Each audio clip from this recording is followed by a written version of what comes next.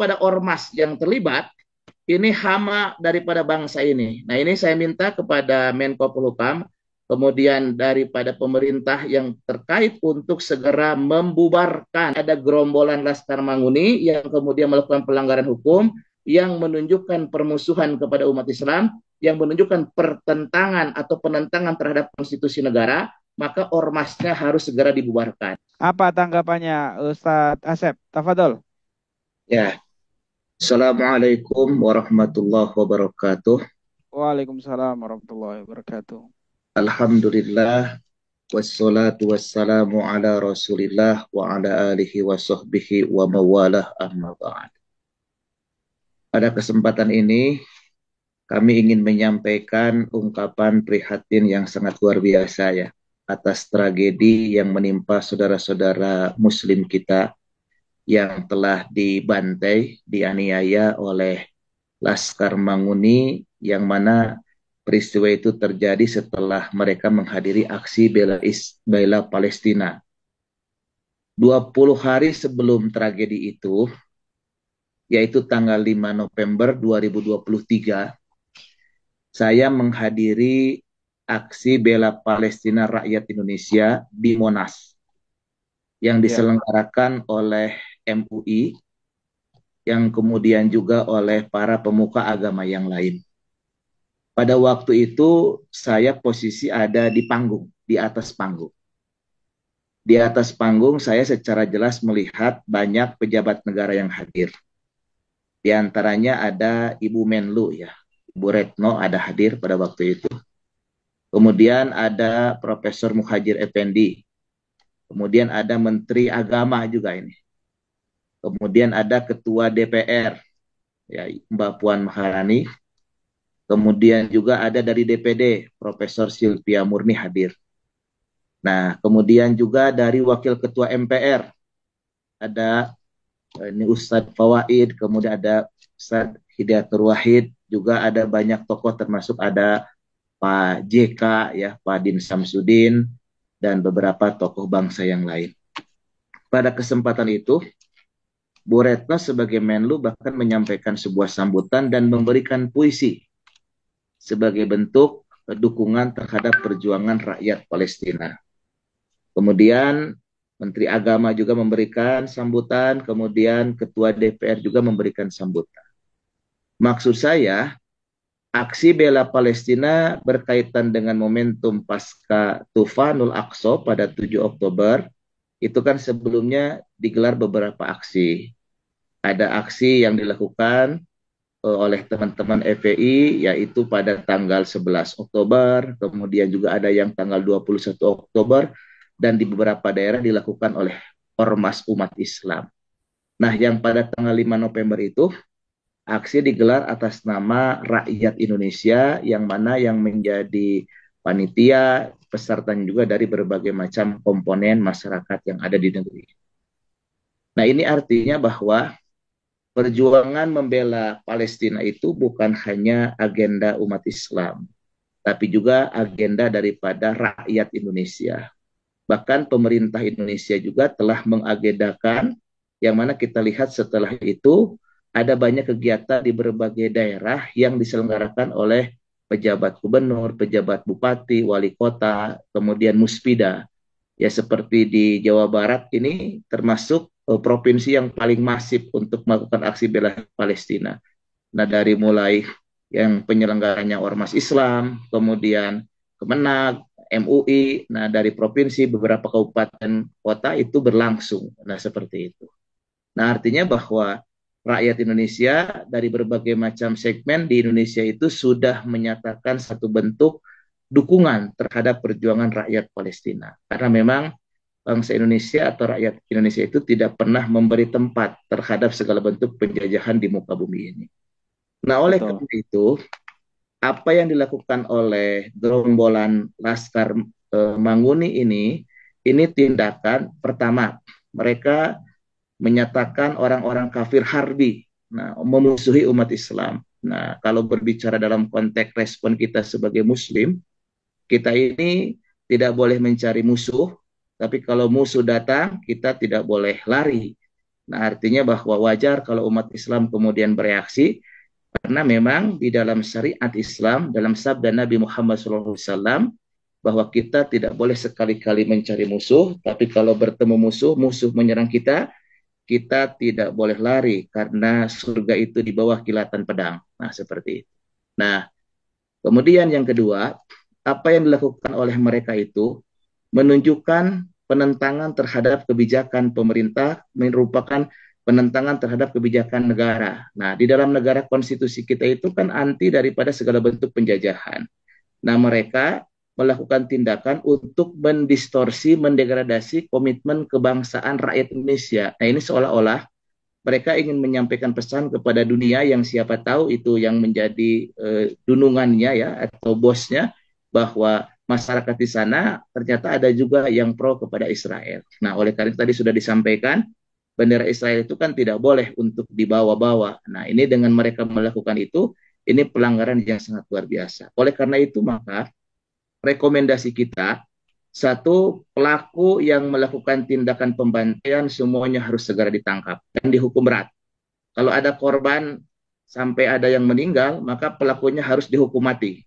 Itu yang pertama. Yang kedua, ormas yang petentang-petenteng seperti itu harus dibubarkan. Apalagi membakar bendera Palestina. Nah, ini kan saya ingin sampaikan, ini prinsip-prinsip equality before the law dan kedudukan sama di hukum. Kalau saya perhatikan ini Pak Mahfud MD nih sebagai Menko Polhukam. Nah, ini kan pemerintah ini dengan otoriterinya melakukan pembubaran terhadap dua ormas Islam, yaitu kepada HTI dan FPI. Sepengamatan saya, baik HTI maupun FPI tidak pernah membantai umat agama lain, nggak pernah. Nah, tidak pernah melakukan pembantaian terhadap warga negara Indonesia yang di luar agama Islam, nggak pernah melakukan rasa kebencian seperti itu. Bahkan yang terjadi ketika ada musibah, apakah itu gempa, apakah itu longsor, itu para relawan dari FPI itu membantu bukan hanya orang-orang Islam, tapi juga orang-orang non-Islam pun dibantu, gitu kan. Artinya bahwa prinsip-prinsip kemanusiaan itu ada, apalagi mereka sebagai warga negara Indonesia. Nah, ini jelas-jelas mereka melakukan pembantaian setelah umat Islam mengekspresikan keimanannya. Nah, ini perlu dipahami bahwa di dalam hadis Nabi Muhammad SAW, kurang sempurna keimanan seseorang kalau dia tidak mencintai saudara sebagaimana dia mencintai dirinya. Nah, orang-orang yang ada di negeri ini yang Muslim itu mengekspresikan keimanannya bahwa di Palestina itu mereka yang dibantu itu saudara seiman. Maka ketika mereka melakukan bantuan, melakukan aksi sebagai ekspresi keimanannya. Nah, orang yang sedang mengekspresikan keimanannya, kemudian dibantai itu kan menunjukkan permusuhan kepada Islam. Nah, oleh karena itu, ini ada tirani minoritas. Ini tragedi yang luar biasa. Ada di sebuah negeri yang mayoritas penduduknya Islam, tapi dibantai oleh orang kafir. Ini memalukan dan memilukan. Nah, oleh karena itu, sebelum ini akan menyulut yang kemudian menimbulkan konflik yang lebih besar, maka aparat penegak hukum harus bersikap tegas. Tadi saya sepakat, Kapolresnya dicopot. Kalau Kapoldanya telat dalam menangani, copot juga. Nah, kalau ternyata Kapolri tidak bersikap tegas, Kapolrinya copot juga. Nah, ini kan nggak boleh, ini dianggap main-main. Nah, saya rekomendasikan kalau ini ujian untuk Kapolri ya. Nah, kalau Kapolrinya tidak bisa menangani ini dengan cepat, maka kita minta kepada Komisi 3 DPR RI untuk memanggil dan segera untuk merekomendasikan diganti. Nah, ini jangan dibuat lama. Pertama, ini mau ada suksesi kepemimpinan. Yang kedua, ini ada pembantaian oleh minoritas terhadap prioritas yang berpotensi menimbulkan konflik yang lebih besar. Kemudian kepada ormas yang terlibat, ini hama daripada bangsa ini. Nah, ini saya minta kepada Menko Polhukam, kemudian daripada pemerintah yang terkait untuk segera membubarkan. Ini jelas-jelas ormas yang melakukan permusuhan, petentang, petenteng, buah senjata, ini udah pelanggaran yang murokab ya, udah pelanggaran yang kemudian tidak bisa ditolerir. Nah, oleh karena itu kita minta segera untuk dilokalisir supaya konflik ini bukan sebuah konflik yang dari konteks suku ke suku, etnis ke etnis, tapi ini ada gerombolan Laskar Manguni yang kemudian melakukan pelanggaran hukum, yang menunjukkan permusuhan kepada umat Islam, yang menunjukkan pertentangan atau penentangan terhadap konstitusi negara, maka ormasnya harus segera dibubarkan. Nah, saya kira seperti itu sebentar. Jadi sebagaimana kita ketahui bahwa Palestina ini sudah dijajah oleh Zionis Israel itu kan sejak tahun 1948. Ini waktu yang cukup lama ya, kurang lebih sekitar 75 tahun. Nah, perjuangan yang dilakukan oleh orang-orang di Palestina, terkhusus di Gaza, yang dimana di situ ada Hamas dan kemudian Brigadir Izzuddin Al-Qassam, maka agendanya kan bukan hanya mengusir Zionis Israel, tetapi juga bagaimana membebaskan Baitul Maqdis. Nah, jadi dari peristiwa itu bahwa melakukan perjuangan mengusir Zionis Israel dari bumi Palestina bukan hanya kewajiban atau agenda daripada orang-orang Palestina, tetapi merupakan agenda dari segenap kaum muslimin yang kurang lebih dari 2 miliar ini. Lalu kemudian dalam perjalanan kita ketahui bahwa Zionis Israel itu melakukan pendudukan, penjajahan, bahkan pembunuhan, pembantaian yang ini merupakan tragedi kemanusiaan. Makanya bagi orang-orang yang punya rasa kemanusiaan, apapun agamanya melakukan pembelaan dan dibuktikan ya di banyak negara, di Inggris, kemudian di Amerika, di mana-mana juga melakukan aksi sebagai bentuk daripada dukungan terhadap kemerdekaan Palestina. Lalu bagaimana supaya Palestina ini merdeka? Maka merdeka ini merdeka dengan sebenar-benarnya. Jadi saya juga sepakat dengan apa yang dilakukan oleh Hamas bahwa solusi dua negara itu bukan solusi. Artinya bahwa Israel, Zionis Israel itu harus hengkang seluruhnya dari bumi Palestina. Jadi tidak ada solusi dua negara. Nah, oleh karena itu maka kita umat Islam Indonesia terkhusus ya harus terus berjuang untuk memperjuangkan bagaimana agar Palestina itu bisa merdeka. Nah, sebagai suatu bangsa, kita juga kan punya hutang budi ya terhadap Palestina. Ketika 17 Agustus 1945, Soekarno-Hatta atas nama bangsa Indonesia memproklamasikan kemerdekaannya, salah satu daripada orang yang mendukung atau bangsa yang mendukung itu adalah bangsa Palestina. Jadi artinya bahwa orang-orang Palestina itu telah memberikan sebuah support dukungan atas kemerdekaan Indonesia pada 17 Agustus 1945. Makanya kalau kaitan dengan konstitusi dan prinsip-prinsip kemerdekaan, maka selayaknya dan seharusnya rakyat Indonesia untuk berjuang secara serius. Nah, di antara keseriusannya yaitu dengan mengirimkan Tentara Nasional Indonesia ya. Jadi harusnya Pak Menhan bukan hanya datang ke sana dalam konteks memberikan bantuan, tetap bantuan materi, tetapi yang paling utama adalah bagaimana Presiden, Menteri Pertahanan untuk mengerahkan TNI untuk berangkat ke sana. Nah, terkait dengan kasus yang ada di Bitung ini, kita tahu bahwa di Minahasa itu kan ada museum. Nah, museum di situ, Museum Holocaust itu kan merupakan propaganda daripada Zionis Israel. Nah, saya melihat bahwa terjadinya peristiwa pembantaian saudara-saudara kita yang melakukan aksi bela Palestina oleh BSM, oleh Laskar Manguni, bukan hanya sebatas sesuatu yang salah paham. Saya kira ini sesuatu hal yang bisa jadi merupakan ekspresi bagaimana mereka itu sedang melakukan pembelaan terhadap Zionis Israel.